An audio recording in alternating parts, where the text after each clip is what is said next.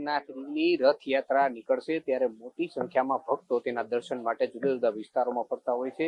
આ જગન્નાથ રથયાત્રાનું જે મહત્વ છે ભંડારાનો, ત્યારે રૂડીમાનો જે ભંડારો છે સૌથી જૂનો ભંડારો કહેવામાં આવે છે. આપણે દ્રશ્યો જોઈ શકો છો કે રૂડીમાનું જે તસવીર છે અહીં છે. રૂડીમાએ સૌથી પહેલા ભંડારાની શરૂઆત કરી હતી. લગભગ 100 વર્ષ પહેલા આ ભંડારાની શરૂઆત થઈ હતી અને લગભગ 5મી પેઢીથી આ ભંડારો ચાલી રહ્યો છે. અહીં રૂડી પોળના લોકો સાથે જ આપણે જાણીએ કે કઈ રીતના ભંડારાની શરૂઆત થઈ અને શું મહાત્મ્ય છે તેમની પાસેથી જ જાણવાનો આપણે પ્રયાસ કરીશું. શું નામ બેન આપનું? હર્ષાબેન જોટાણી, રૂડીબાના ચોથી પેઢી.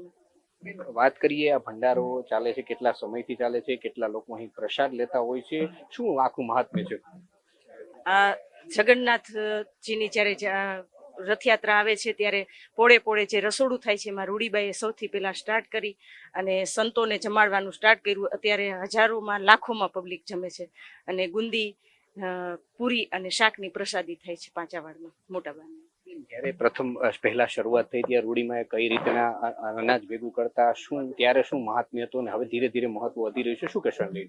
એમાં રૂડીબાઈએ સૌથી પહેલા ઘરે ઘરે જઈ અને લોટને ઉઘરાવી અને પૂરીને શાક બનાવતા, પછી શાક પૂરીને ગુંદી બનાવતા, એમ પ્રસાદી કરતા. બધા બૈરાવ પાંચાવાડના બધાય ભેગા થઈ અને ઉઘરાવી ને બધાય નાના મોટા છોકરાઓ બધાય પ્રસાદી બનાવવામાં અને કામ કરવામાં કાર્યરત હોય છે.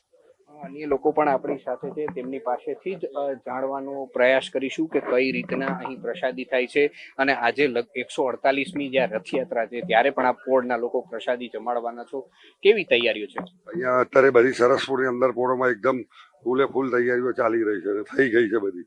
હવે પ્રસાદ સાધુ સંતોને આગમન થશે અને પ્રસાદી લેવાનો આરંભ થઈ જશે. કેટલા લોકો અંદાજે પ્રસાદ લેતા હોય છે? ધીરે ધીરે જુદી જુદી પોળોમાં પણ પ્રસાદનું ચલણ વધ્યું છે, શું કહેશો? એટલે અહીંયા આપણા રૂડીમાનો ભંડારો છે પાંચાવાડ, સરસપુરનું સૌથી જૂનામાં જૂનું છે અને અહીંયા આપણે પૂરી, શાક, બુંદી અને છાશ હોય છે વર્ષોથી. આ હતા સરસપુરના લોકો જે કહી રહ્યા છે કે મામાના મોસાળે જયારે યાત્રા પહોંચશે ત્યારે તમામ લોકોને પ્રસાદ વિતરણ કરવામાં આવશે. કેમેરામેન રવિ ચાવડા સાથે રવિ મોટવાણી, અમદાવાદ.